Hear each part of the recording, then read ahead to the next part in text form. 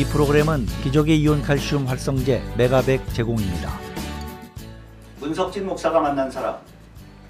오늘 이 시간은 29세의 청년으로 학교를 설립한 다니엘 팩시디스 교장 선생님과의 인터뷰로 진행합니다. 안녕하십니까?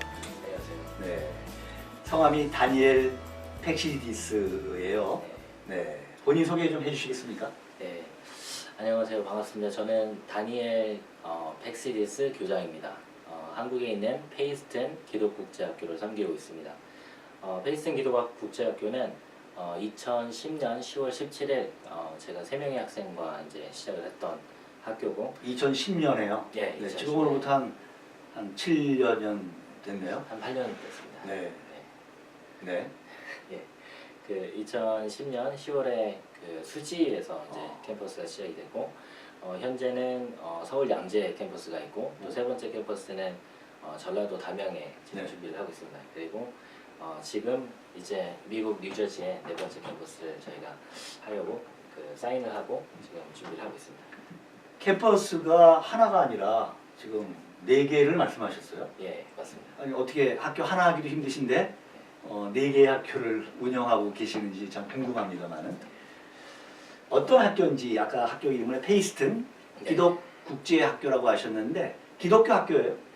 네, 기독교 학교이면서 국제학교이기도 합니다. 네. 저희는 이제 두 가지의 가장 중요한 그런 아이덴티티를 갖고 있고 페이스튼이라는 단어는 사실 원래 존재하는 단어는 아닙니다. 네, 제가 만든 단어인데 그렇습니까? 네, 원래는 faith라고 해서 신앙이라는 단어와 네. 트는 라틴어예요. 이게 공동체, 빌리지 이런 뜻인데 신앙 공동체. 멋있네. 예, 이런 페이스튼. 예, 페이스튼. 네.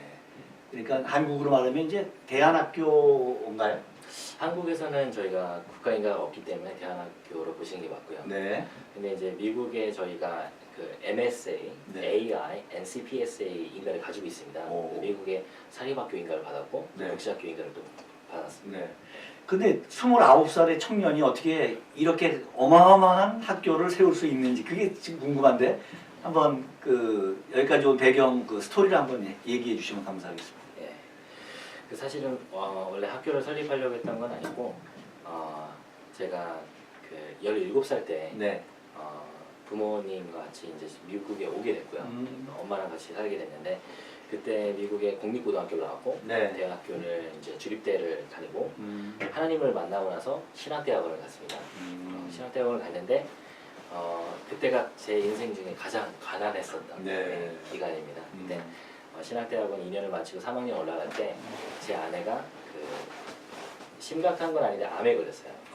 갑상선 암에 걸렸는데 저희가 의료보험이 없었습니다. 네. 그래서 아내가 이제 치료를 받아야 되고 또 아이를 돌봐야 되고 이런 상황이 돼서 아내가 먼저 한국으로 이제 기부를 했는데 제가 3개월 안에 미국에 있는 짐을 다 챙기고 네. 정리하고 저도 학교를 그만두고 한국으로 갔습니다. 그래서 한국에서 이제 영어를 이제 할 수 있으니까 네. 영어 강사도 하고 또 이제 강사만 하다 보니까 이 비전이 안 보여서 책을 쓰는 일을 하고 싶어서 제가 연구소에 이제 취직을 하게 됐습니다. 네. 그래서 토플책을 이제 쓰고 영어 이제 교재를 쓰고 이런 일을 하다가 문득 한 1년 한 정도 지났는데 1년 1개월 정도 지났는데 그때 이제 책을 쓰는 거는 어떻게 쓰는지 알겠다, 배웠다 이런 생각이 드는데 이거를 평생 40년, 50년 하는 거는 저는 수동적인 일을 별로 좋아하지 않거든요. 좀 활동적이고 능동적이고 사람을 만나고 설득하고 이런 일들을 되게 좋아하는데 네. 그때 생각했던 게 뭔가 새로운 길을 하나님께서 여신다고 하면 내가 정말 마음을 다해서 할 수 있는 일을 찾을 거다. 근데 지금은 사실 그 일이 그렇게 좋지는 않았어요. 저한테는. 왜냐면 책상 앞에서 앉아서 하루 종일 이렇게 책만 쓰는 거니까. 그래서 일단 막 그냥 회사를 그만뒀습니다. 네. 그만두고 할 게 없어서 책을 읽으러 도서관에도 가고 서울대 그 도서관에 가서 제가 리서치도 하고 책도 보다가 국제학교라는 걸 온라인에서 본 거예요. 한국에서 국제학교 초창기 이제 시작될 때인데 네. 국제학교에 가서 영어를 가르치고 아이들한테 가능하면 신앙도 가르치고 주말에는 내가 성경도 가르치고 예배도 드리고 이러면 좋겠다 생각해서 국제학교에 들어갔어요. 네. 들어갔어요? 어디를 들어갔어요? 이천의 작은 그 대한형 국제학교인데 인천에. 이천. 네. 경기도 여주 근처에 있는 이천에 가서 이제 인터뷰를 봤는데 제 배경이나 이런 것들이 너무 마음에 들어하시는 거예요, 이사장님이. 들어갈 때는 선생님으로 이렇게 부학장으로 들어갔습니다. 부학장으로. 네.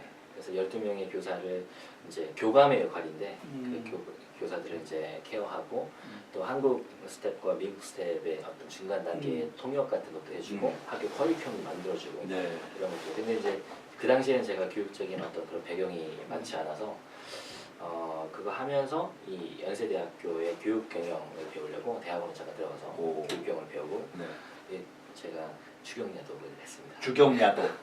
한자도 잘하시네요. 영어도 물론 잘하실 거고 한국말도 잘하시는데 주경야독을 아시는 거 보니까. 예.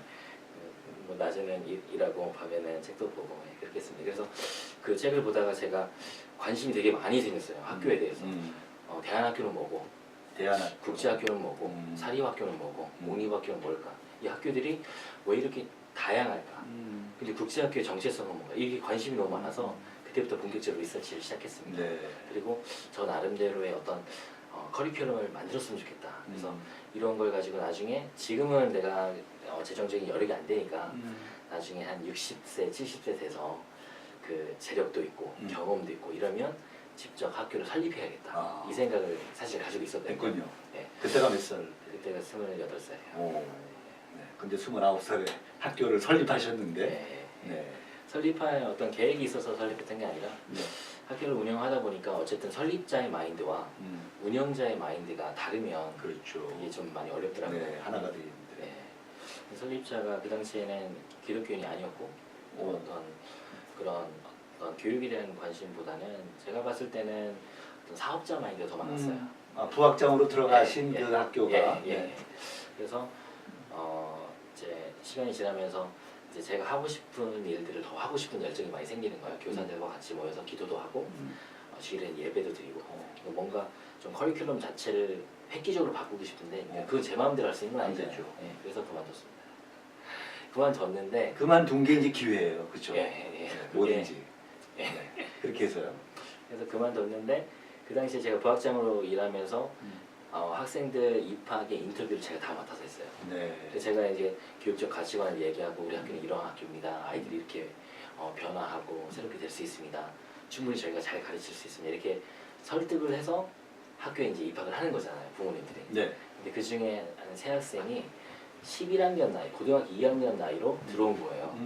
근데 제가 학교를 이제 그만두게 된 상황인데 그 아이들이 저를 보고 들어온 거죠, 학교를. 그래서 제가 그만뒀는데 저를 찾아온 거예요. 같이 이렇게 공부했으면 좋겠다. 저는 이제 학교도 없고 가르칠 수 있는 게 뭐 퇴직자인데. 예, 그렇죠. 장소도 없고 할 수 있는 게 없는데 미국 검정고시를 준비시켜주면 좋겠다 이 생각을 해서 이게 뭡니까? GED라는 GED. 시험을 이제 준비를 시켰고요. 저희 집에서 셋을 이제 가르치기 시작했어요. 집에서 네. 가정교사 하셨네. 그렇죠. 예. 베란다에 그 베란다에 유리에다가 칠판에다가 네. 쓰고 칠판이 없어서 그렇게 가르치기 시작했습니다. 네. 그 학생들이 다 대학에 다 들어갔다면서요? 예. 쌤들 다 이제 그게 좀 재밌겠어요. 예. 그 이게 시작인데 네. 그 새 학생들 같은 경우는 사실 이렇게 상처가 되게 많았어요. 그러니까 유학을 갔다가 실패했던 케이스도 그래요? 있고, 예. 일반 학교에서 아니면 필리핀이나 이런 데 가서 이제 경험을 하다가 근데 이제 외국에 가게 되면 부모 세라 있는 게 아니니까 네네. 이제 문제가 많이 생길 수 있잖아요. 그래서 그런 상황에서 좀 많이 상처도 있고 어려움이 있었는데 성경도 가르쳐주고 상담도 하고 공부 많이 안 하고요. 놀러 다녔어요. 에버랜드도 가고 놀이동원도 가고 그러면서 이제 많이 친해졌죠. 그 학생들은 돈 내고 지금 공부하고 있는 과정인가요? 그렇죠. 네. 돈 돈 내는데 받고 네. 놀러 다니고. 어차피 뭐 공부해도 안 하니까 잠만 자니까 그럼 그냥 놀자 이렇게 놀러 다녔어요. 그거 중요하죠, 사실. 네. 한 2개월, 3개월 이렇게 놀고 이렇게 친해지고 볼링도 치고 농구도 하고 테니스 치고 이러면서 친해지다 보니까 이제 아이들이 본인들이 먼저 공부를 하자고 얘기를 했거든요. 그 학생이 몇 살입니까? 그때 18살, 17살 그랬던 것 같아요. 그 나이가 한국으로 가면 대학 가는 나이. 대학 가기 뭐 1년 전, 2년 전 뭐 이 정도의 나이죠. 네, 그렇군요. 그래서 공부를 열심히 했나요? 아니요. 안 했어요?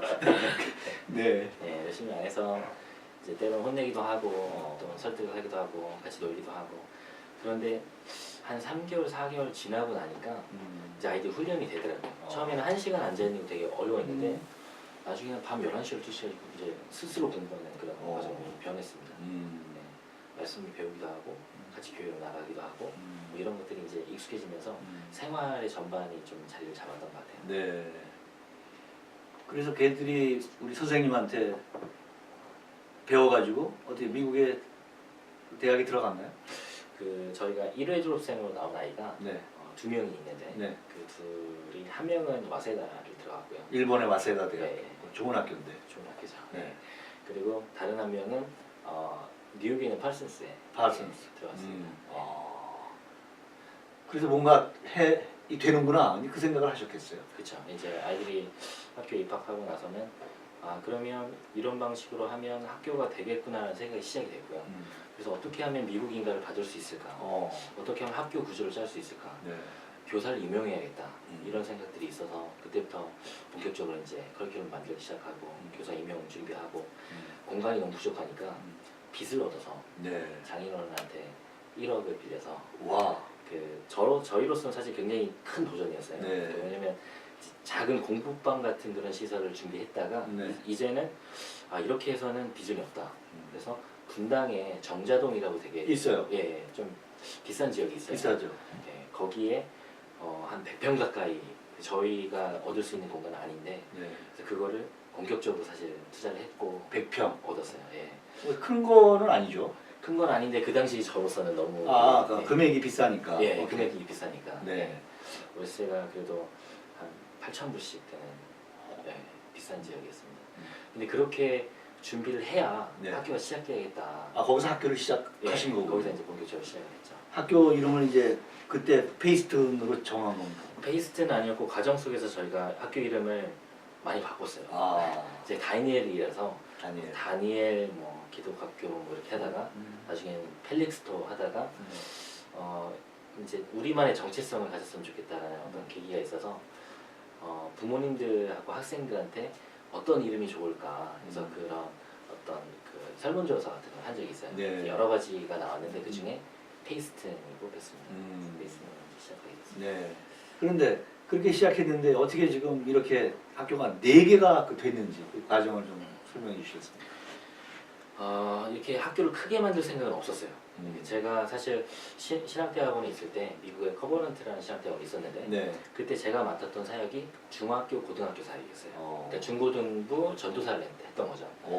그때 제가 맡았던 사역이 토마스 제퍼슨, 샤머네이드, 웨스트민스터 이런 미국의 사립학교를 다니는 아이들을 이제 신앙으로 가르치고 양육하는 어떤 이런 일을 했었어요. 한국 애들이에요? 아니, 한국 애들, 예, 한국 애들이죠. 오케이. 그러니까 미국에 유학 갔거나 2세 아이들, 네. 이런 아이들이죠.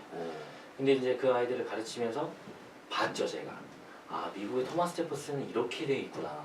미국 토마스 제퍼슨 사실 그 미국에서 제일 좋은 학교거든요. 그래요? 네, SAT 평균이 2,250점이에요. 그러니까 그쪽 아이들은 뭐 원하면 아이빌리그나 생각하는 거예요. 예, 얼마든지 갈 수 있는 그런 정도의 실력이 있는 아이들입니다. 네. 근데 그런 학교 세션을 보면서 여기에 장점은 이런 게 있고 아이들이 이렇게 공부를 하고 근데 봤더니 다 평범한 아이들인 거예요.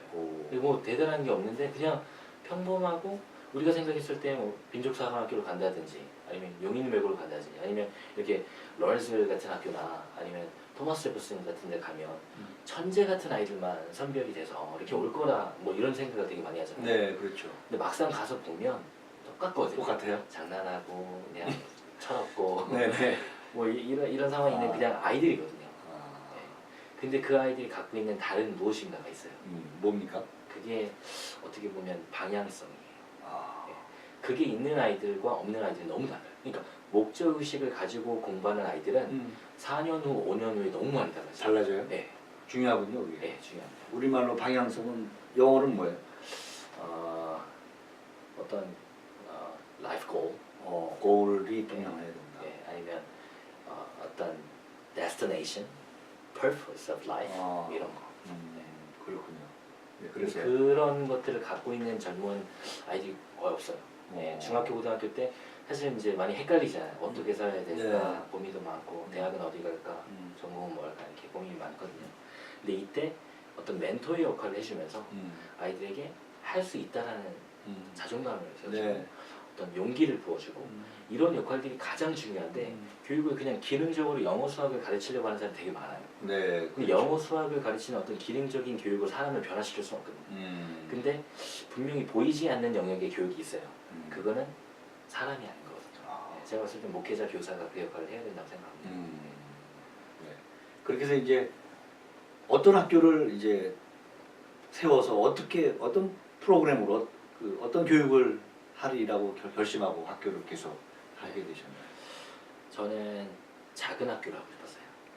작은 학교. 작은 학교. 토마스 제퍼슨이라는 학교에 학교 역사가 50년 가까이 되는데 그 학교 학생 수가 97명이었어요. 정원이. 예. 예. 근데 이 분위기가 가족 같은 분위기에 이름을 다 알고 있고 서로 추억이 있고 뭐 이런 것들이 너무 많은 거예요. 그래요. 근데 그게 너무 좋았는데 제가 한국에서 사실 그렇게 97명, 100명만 하겠다는 생각이 있었거든요. 처음에.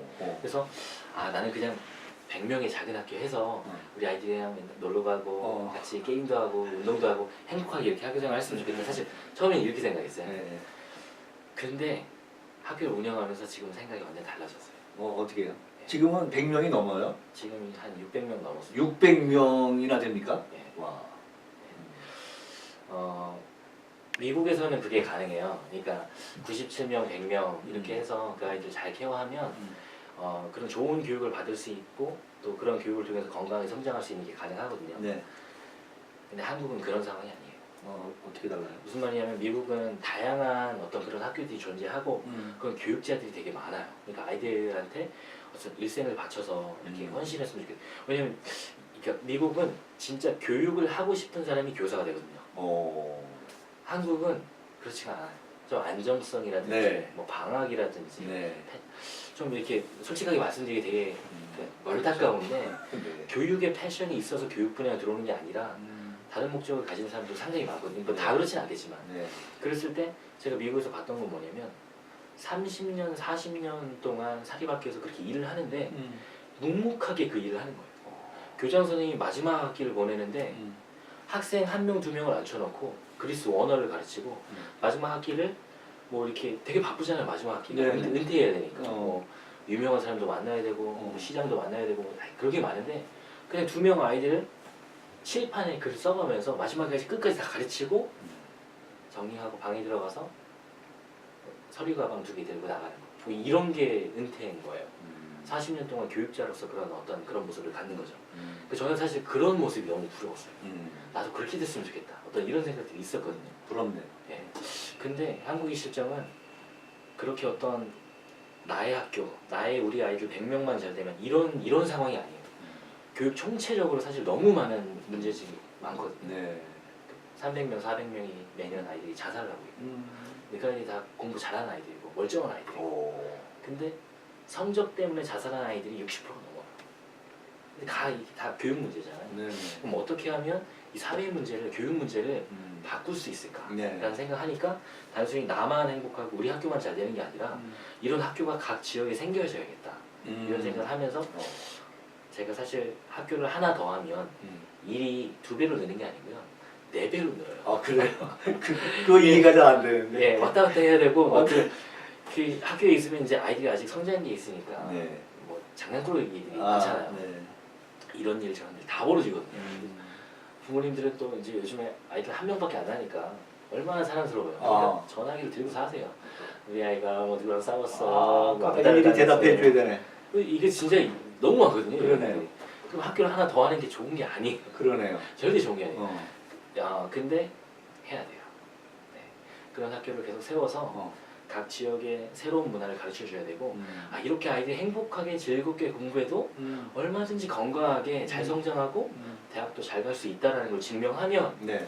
저희 어떤 문화를 배울 수 있고 문화를 통해서 사회가 변할 수 있다고 저는 생각하고 필요하다고 생각하고. 네. 그래서 그게 어떻게 그렇게 했는데 성적도 잘 나오고 됐습니까? 네, 저희가 또 저희 자랑이긴 하지만 자랑하는 시간이니까 한번 해보셔야죠. 네, 저희가 국제학교 분야에서는 저희가 대학을 제일 잘 보내는 것 같아요. 네. 제가 봤을 때 제주 캠퍼스나 어떤 한국에 있는 민사고나 용인외고 특목고보다 저희가 더 잘 보내요. 그 좀 그 학교 얘기를 할 때 좀 천천히 말씀해 주셔야지. 잘 예. 모르니까. 예. 특목고는 들어봤고 예. 용인 외고? 용인 외고 있습니다. 예. 외고 고등학교의 준말이겠네.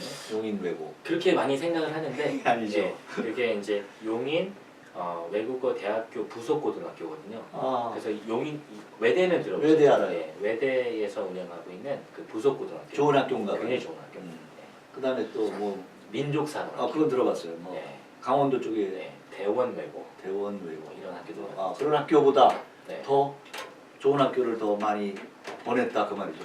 저희가 비교할 수 없을 정도로 더 탁월합니다. 좀 숫자를 좀 네. 대략. 제가 왜 그렇게 탁월하다고 얘기를 하냐면 저는 일단 좋은 학교를 보냈다라는 게 중요한 게 아니라 들어갈 때 수준의 학생이 어땠는가가 제일 중요하거든요. 그러니까 용인외고나 민족사관학교에 들어가는 아이들의 수준과 네. 저희 학교에 들어오는 아이들의 수준을 시점이 다르. 완전 다르거든요. 오, 그러겠네. 시점도 다르고 사실 능력이 다르거든요. 그 학교들은 선발을 하잖아요. 예. 그러니까 예를 들면 그렇지. 토플 점수가 100점이 넘는다든지. 근데 100점은 미국 아이빌리그가 요구하는 점수예요. 그래요. 네, 근데 하버드 뭐 예일이 100점을 요구하는데 민족사관학교에서 100점을 요구한다는 거는 공부 잘하는 애들만 들어와 이거거든요. 중학교 때 공부 열심히 한 사람이 들어가. 전교 1등 했던 애들만 들어가요. 그러면 전교 1등 애들만 선발해서 그 아이들 고등학교 3학년 동안 가르쳐서 대학을 보내는 건데 좋은 학교에 보냈다는 걸 자랑할 필요가 없어요. 원래 그런 학교에 가야 되는 애들이에요. 그런데 토플이 30점도 안 되는 아이들, 뭐 토플을 아예 시험도 모르는 아이들, 외국에 한 번도 안 나갔던 아이들, 영어를 배워본 적이 없는 아이들 이런 애들 굉장히 많거든요. 네. 근데 그런 아이들이 저희 학교에 와서 왜 공부해야 되는지, 인성에 대해서, 영성에 대해서, 신앙에 대해서 이런 것들을 교육받으면서 나도 한번 해봤으면 좋겠다. 이런 어떤 생각이 들어가고 이제 공부 시작한 거거든요. 네. 작년 기준으로 저희가 6기 졸업생이 나왔는데 네. 6기 졸업생 21명이 다 본인이 원하는 대학을 다 들어갔어요. 예를 한 명도 빠짐없이. 예를 들면 쿠퍼 유니언 같은 학교. 쿠퍼 유니언 미국의 네. 좋은 학교인데. 좋은 학교죠. 네. 네. 건축 분야에서는 사실 경쟁률이 굉장히 있고요. 네, 네. 그 입학률이 제가 알기로 쿠퍼 유니언의 건축학과는 6%밖에 안 돼요. 그러니까 미국에서도 들어가기가 굉장히 네. 어려운 학교. 그렇게 쿠퍼 들었어요. 유니언 같은 경우는. 그리고 University of Michigan Ann Arbor 같은 학교가 있는데 그런 학교 같은 경우는 스테이트 유니버시티 탑 3 안에 들어가는 학교거든요. 거기는 사실 한국에 있는 어떤 국제학교나 외국인 학교에서도 옷을 써도 사실 많이 떨어져요. 네. 그 미시간 같은 학교 같은 경우는 뭐 UCLA라든지 UCLA. University of Virginia 같은 학교라든지 네. 뭐 이런 학교들은 사실 들어가기가 쉽지는 않거든요. 그렇군요. 근데 한국에서 직접 들어갔다. 그거는 쉽지 않죠. 쉽지 않은 거예요. 근데 21명 중에 16명이 4년 장학금 받았어요. 8명이 총장장학금 받았어요. 그러면 사실 저희가 학력적으로는 네. 굉장히 강한 학교입니다. 그렇군요. 네. 문석진 목사가 만난 사람, 오늘 이 시간은 페이스튼 기독국제학교 교장 다니엘 팩시디스 교장 선생님과의 인터뷰로 진행하고 있습니다. 아직 더 점점 궁금해지는데, 자 그러면 지금 학교를 그렇게 시작했는데 지금 4개가 됐어요. 아까 용인에 있고 용인 예. 양재에 있다고 그러셨어요. 네, 양재. 그다음에 용인에 있고 네. 담양에 담양에는 아직 학교가 있는 건 아닌데 저희가 부지를 조성해서 네. 이제 부지를 구입을 했고 또 2020년에 이제 저희가 오픈하려고 준비를 하고 있습니다. 네. 그리고 이제 미국에 예. 동부에 예. 이 학교를 설립했어요. 한번 그 얘기 좀 네. 해주시죠. 미국 동부에 있는 학교는 NJUCA라고 해서 이미 존재했던 학교고요. NJ라는 건 뉴저지를 말하는 뉴저지를 거고. 말하는 거고 UCA는 United Christian Academy라고 해서 네. 미국 사립 기독학교예요. 크리스천 아카데미 뉴저지 예. 사립학교네요. 예. 2004년 9월 4일 날 설립된 학교라고 제가 알고 있고요. 네. 그러니까 지금 시점을 이제 계산해 보면 대략 한 14년, 15년 정도 된 건강한 학교고. 네. 근데 설립자 두 분이 지금 연세가 많으세요. 그래서 다음 후계자로 다음 2세 이사장을 할 수 있는 사람을 계속 기도하면서 지난 8년 동안 찾고 계셨던 상황이에요. 네. 그래서 저희가 우연한 기회로 이제 만나게 됐는데 네. 미팅을 하면서 하나님께서 보내주셨다는 확신이 이제 드신 것 같아요. 이사장님께서. 그래서 계속 이제 미팅을 하면서 네. 이번에 왔을 때 저희가 계약을 했습니다. 아, 그렇습니까? 네. 네. 그 학교는 뉴저지에 있고 중고등학교 네, 중고등학교 사립학교고. 네. 네, 그러면 한국에서 이제 학생들을 뽑아가지고 이제 일로 보내는 거군요. 네. 한국에서 장기적으로 이제 뭐 10명이든 20명이든 계속 교환 학생으로 올 수 있게끔 열어줬으면 좋겠고, 왜냐하면 국제학교를 다니면서 단순히 영어를 배우는 게 중요한 게 아니라 문화적 배경이나 그 사회가 갖고 있는 어떤 특수한 상황들을 이제 같이 생활하면서 배워야 되거든요. 네. 근데 한국에서 단순히 영어를 가르치는 것만으로는 굉장히 부족하거든요. 네. 그랬을 때 그 아이들이 외국에 와서 6개월, 1년 있으면서 이제 제가 원하는 거는 어른이 가면 문을 열어서 좀 기다려주기도 하고 기본 예절도 좀 잘 지키고 어떤 매너가 있는 어떤 이런 기독교 문화에서 아이들이 많이 생활해서 네. 그게 익숙해졌으면 좋겠다 이런 게 있습니다. 그러니까 단순히 영어를 하는 게 아니라 영어권의 사람들이 어떻게 살아가고 있는지 어떤 그런 기독교 주디오 크리스천 문화를 아이들이 습득했으면 좋겠다. 네. 이런 생각들이 있어서 네. 교육을 어떻게 해서 이런 학생이 참 되면 좋겠다 잠깐 말씀하셨는데 네. 한국의 어떤 좋은 교육의 어떤 그런 그 부분과 또 이렇게 미국이라든지 이런 그 외국의 교육의 장점을 좀 이렇게 네. 합쳐서 네. 좋은 학생을 배출하고 그런 네. 교육을 네. 하실 계획이시죠? 맞습니다. 맞습니다. 지금 저희 한국 같은 경우는 한국이 갖고 있는 독특한 어떤 장점들이 있거든요. 문화적 장점. 그게 뭡니까? 620년 동안 이제 조선 시대가 흘러왔잖아요. 네. 근데 그 조선 시대는 사실 유교 사회라고 볼 수 있거든요. 네. 근데 유교 사회는 장점과 단점을 가지고 있어요. 네. 그러니까 굉장한 장점이 있고 굉장한 단점이 있어요. 단점은 사실 이제 체계가 있는데 그 안에서 차별 구조가 돼 있는 거죠. 남성과 여성의 차별, 네. 어른과 아이의 차별, 뭐 장유유서, 양반, 예, 뭐 이런 것들이 있어요. 쌍놈. 예, 그러니까 한번 그렇게 지위가 결정이 되게 되면 그러면 그 지위를 벗어나기 되게 어렵고 어린 아이면 그 아이가 무슨 말을 해도 옳은 말을 해도 그렇지. 일단 버릇이 없다. 어. 뭐 이렇게 생각할 수 있는 문화니까. 그런데 유교 문화가 갖고 있는 굉장한 장점이거든요. 뭡니까? 크게 두 가지인데 첫 번째는 장인 정신, 두 번째는 선비 정신. 이게 뭐냐면 선비 정신은 사실 그 620년을 그 작은 나라가 유지되는 어떤 그런 세계 역사에 그런 게 불가능해요. 중국과 일본에 끼어 있어서 그 네. 작은 나라가 어떻게 이게 유지가 못해요. 네. 다른 모든 나라는 아마 다 아큐파이 돼가지고 점령됐을 거예요. 근데 뭐 어떤 가치관과 정신이 있으면 그건 가능한 거거든요. 그러네요. 제가 봤을 땐 그 두 가지 정신이에요. 선비 정신이 뭐냐면 내 목에 칼이 들어와도 왕한테 상소를 쓰는 거예요. 아 맞습니다. 예, 상소를 쓰고 네. 귀양 갈 수도 있어요. 이게 각오하고. 옳지 않다. 백성을 이렇게 실행하면 안 된다. 이렇게 말하는 건데 이건 이렇게 비판하는 것 자체가 사실 굉장히 위험한 거거든요. 선비 정신. 예. 근데 선비들은 그 학자의 마인드를 가지고 자기가 공부한 것들은 백성을 이롭게 하는 게 맞기 때문에 각 지역에서 상소가 이제 올라가는 거죠. 왕을 견제하는 거죠. 어떻게 보면 굉장히 건강한 민주주의 어떤 정신이 그 안에 있는 거예요. 네. 장인 정신이 뭐냐면 일반 서민들이 자기가 어떤 일을 해도 항아리를 만들어도 100개를 만들어도 다 깨버리는 거예요. 완벽한 어떤 혼이다운이 아까운데. 예. 조금만 어떤 그 흠이 있으면 네. 그냥 깨버려요. 깨버려. 왜냐면 이거는 완벽하지 않다. 이거는 내가 이걸 다른 사람에 쓰기에 내놓기 부족하다. 네. 사실 그렇게까지 할 필요는 없거든요. 네. 근데 그 안에 정신이 뭐냐면 하나님이 주신 어떤 그 일, 소명의식이 그 안에 있는 거거든요. 그러니까 내 일을 할 때 혼을 담아서 하겠다. 이 두 가지 정신은 굉장히 유익한 정신이고 그러네. 그 정신을 갖고 일했기 때문에 도자기 공들을 일본 사람들이 막 데려가고 네. 납치하고 그러면서 그 사람들을 통해서 또 그쪽에서 어떤 장인 정신을 계속 뿌리를 내리게 되고 네. 일본 사회가 계속 대대로 어떤 그런 것들을 하게 되잖아요. 네. 그게 사실 나중에 경제적으로, 산업적으로, 교육적으로 다 영향을 미치는 거거든요. 저희가 그런 게 있었는데 일제를 거치면서 다 잃어버린 거예요. 일제 6.25. 그러니까 우리가 좋았던 어떤 우리 민족의 가치나 정신이나 이런 것들 계속 우리 후대에 가르쳐줘야 되고 네. 이건 있어야 된다. 정을 가르쳐야 되고 교사의 선생님의 그림자도 밟지 않는 어떤 이런 정신들 이런 것들은 사실 계속 이양해야 되는 가치거든요. 그것이 한국의 그 장점이네요. 네, 장점입니다. 네. 그리고 이제 그리고 이제 미국의 장점 같은 경우는 청교도 정신, 소외되는 사람들, 약한 사람들, 장애인 여기 돌아다니다 보면 장애인들이 길에 다니는 사람 되게 많잖아요. 네네. 학교에 가도 장애인이 갈 수 있는 길 다 만들어놨잖아요. 네. 사실 선진국일수록 사실 소외된 사람들이 잘 케어받는 시스템을 만들어놨거든요. 네. 근데 한국에는 장애인이 돌아다닐 수가 없어요. 아직도 네. 버스도 못 타고 아무것도 할 수가 없어요. 그러니까 사람으로서의 그런 대우를 받는 그런 사회가 아니거든요. 장애인들은. 뿐만 아니라 탈북자, 뭐 장애인 탈북자 그리고 어떤 사회적으로 제3국가에서 온 사람들 이 사람들은 사실 사람 대우를 받지 못하는 네. 어떤 이런 상황이거든요.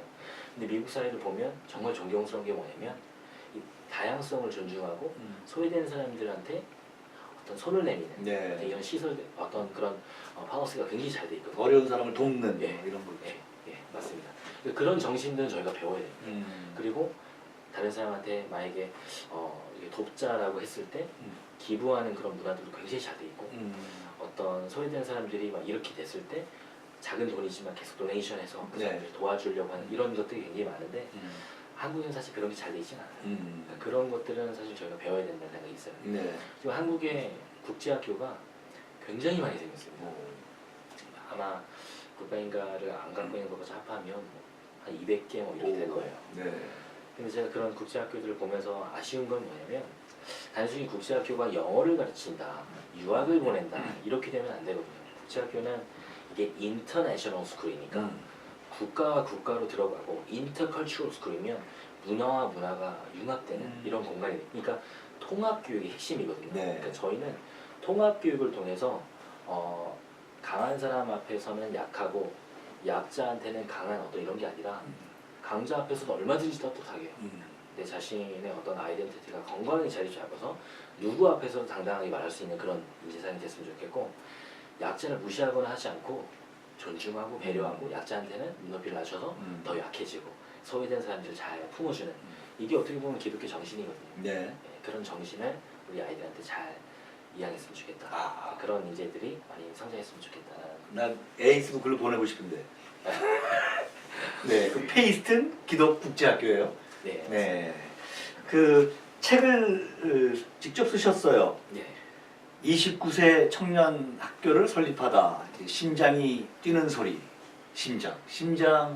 네. 하트 말씀. 네. 그 열정과 그, 네. 그 소명과 뭐 이런 네. 것으로 여기까지 왔다 그런 내용인데. 네. 무혈연, 무지연, 무학연으로 이제 40만으로 시작한 서울 생활, 3명으로 시작한 페이스튼 기독국제학교, 아직도 진행 중인 생동적 스토리에서 네, 나침반 출판사에서 만들었고요. 책 쓰셨고 최근에 그 큰 상 받으셨는데 그 상은 뭐죠? 한국경제문화대상이 어떤 상인가요? 한국경제문화연구원에서 네. 이제 주는 상이고요. 페이스튼 국제학교 저희 학교 그러니까 제가 대표로 해서 이제 국제교육 분야에서 대상을 받았습니다.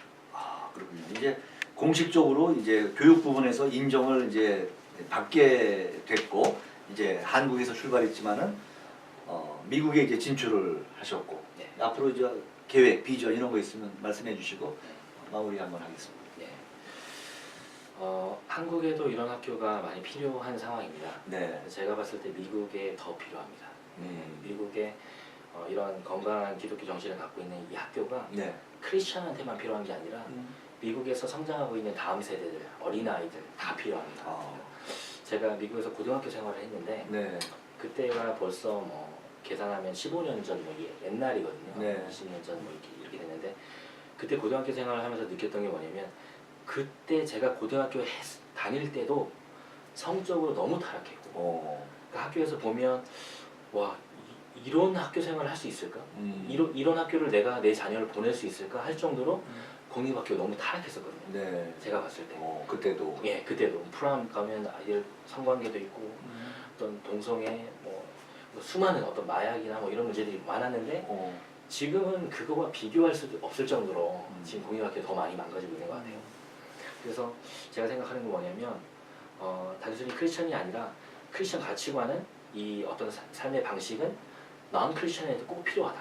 그래서 이 지역 뉴욕이라는 어떤 지역과 네. 뉴저지라는 지역에 성장하고 있는 이 초등학교 때, 중학교 때, 고등학교 이 아이들한테 바른 성경적 가치를 가르치고 옳고 그름에 대한 기준을 가르치고 그래서 이 아이들이 사회로 나갔을 때, 세상에 나갔을 때 흐트러지지 않고 그냥 잘못된 어떤 행복관을 가지고 이렇게 살아가지 않을 수 있게끔 성경적 가치관을 잘 넣어줬으면 좋겠다. 어떤 이런 소명의식을 가지고 있습니다. 네. 그래서 제가 동부의 학교를 시작하는 거는 동부는 그 신앙의 뿌리가 있는 지역이잖아요. 신앙의 자유를 찾아서 이렇게 왔었던 네. 거고 그리고 아이비리그 포함한 그 아이비리그 학교들이 다 사실 기독 학교잖아요. 네. 정신이 그 정신을 다시 세웠으면 좋겠다. 뿌리내리게 했으면 좋겠다. 이런 생각이 있습니다. 네. 그래서 향후 미국의 이런 학교들이 하나하나 생겨나서 미국도 교육이 건강하게 바뀌었으면 좋겠다는 어떤 그런 소명이 있습니다. 네.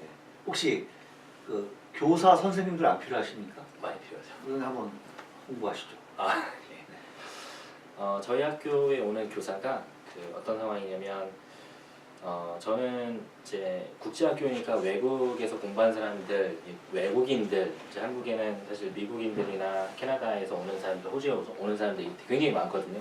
근데 저는 단순히 영어를 잘하는 교사를 원하는 게 아니라 성경의 요한복음 10장을 보면 성경적 교사의 기준이 있어요. 네. 성경적 교사의 기준을 말할 때 너희가 나를 선생이라 하느냐. 근데 예수님이 갑자기 이제 들을 보면서 얘기를 하는 거거든요. 저 들을 봐라. 누가 있니? 예. 들에서 일하는 이제 일꾼들이 있는 거죠. 네. 근데 그 일꾼을 예수님께서 나누세요. 저 사람들이 지금 일하는 걸 딱 보면 교사인지 아닌지 우리가 알 수 없다. 근데 위기가 오면 보인다. 그러면서 저 사람들이 이제 일꾼인데 이리가 오거나 늑대가 오면 누가 목자인지 싹꾼인지 결정이 된다는 거예요. 그러니까 그때는 이제 유목 생활을 하고 있었던 거고 예수님께서는 양을 치는 사람들을 보면서 얘기했던 거거든요. 네. 보면서 지금 양을 치는 모습을 보면 일하는 거 똑같으니까 네. 양 뭐 밥 주고 이렇게 챙겨주고 케어해주고 근데 만약에 이리가 온다고 하면 내가 이 돈 받고 내 목숨을 걸어? 그렇게 안 하고 도망간다는 거죠. 네. 그게 싹꾼이에요. 그 싹꾼이라는 원어를 보면 사실은 웨이지드 펄슨이거든요. 웨이지드 펄슨은 뭐냐면 일한 만큼 돈을 받는 사람. 아, 웨이지. 예. 근데 그게 현대어로 해석을 하면 인플로이예요. 아, 그렇구나. 네, 인플로이. 그냥 확 와닿잖아요. 네. 아, 인플로이랑 교사랑 다른 거구나. 예수님이 말하는 교사는 셰퍼드거든요. 셰퍼드는 이 양들이 내 양이니까 내가 죽어도 생명 위협을 느껴도 이 양들 절대 포기하지 않겠다. 이 생각을 가진 사람들이 사실 성경적 기준의 교사거든요. 네. 근데 그런 생각을 가진 사람들은 달라요. 그러니까 교사로서의 어떤 생각도 다르고 소명의식이 있고 인터뷰할 때 콜링이라는 단어를 써요. 네. 소명의식. 그러니까 인터뷰하실 땐 꼭 콜링이라고 쓰셔야 돼요. 우리 목사 고시볼 때 콜링 얘기 안 하면 안 되는데. 근데 그런 생각을 가진 선생님들은 네. 이 학교에 있는 아이들은 어떤 아이들인가요? 아. 뭐 몇 시간 일하나요? 뭐 월급이 돈이 얼마나? 월급이 얼마인가? 이걸 먼저 물어보는 게 아니라 이 학교에 있는 선생님들은 어떻게 모였나요? 이 학교의 가치관은 뭔가요? 아이들은 어떤 아이들인가요? 이렇게 물어보거든요. 달라요. 그런 선생님들이 저는 아이들과 1년, 2년, 3년 삶을 나눴으면 좋겠고 그런 아름다운 신앙의 추억이 많았으면 좋겠고 1학년 때 들어왔던 그 아이가 6학년 때 졸업할 때 같이 앉아서 박수 쳐주고 네. 안아주고 같이 울어주고 축하해주고 네. 이런 게 사실 기독교 학교의 핵심이거든요. 네. 네. 저는 그런 교사들을 교사들과 함께 했으면 좋겠어요. 네. 그런 생각이 있습니다. 잘 될 것 같습니다. 네. 기독교적인 가치관을 가지고 네. 그 비전을 제가 다 이해하고 표현할 수는 없지만 네, 아주 흐뭇하고 잘 되기를 기도합니다. 감사합니다. 문석진 목사가 만난 사람 오늘 이 시간은 페이스튼 기독국제학교 교장 다니엘 팩시디스 교장 선생님과의 인터뷰로 진행했습니다. 이렇게 바쁘신 분이 나와주셔서 대단히 고맙습니다. 네. 감사합니다.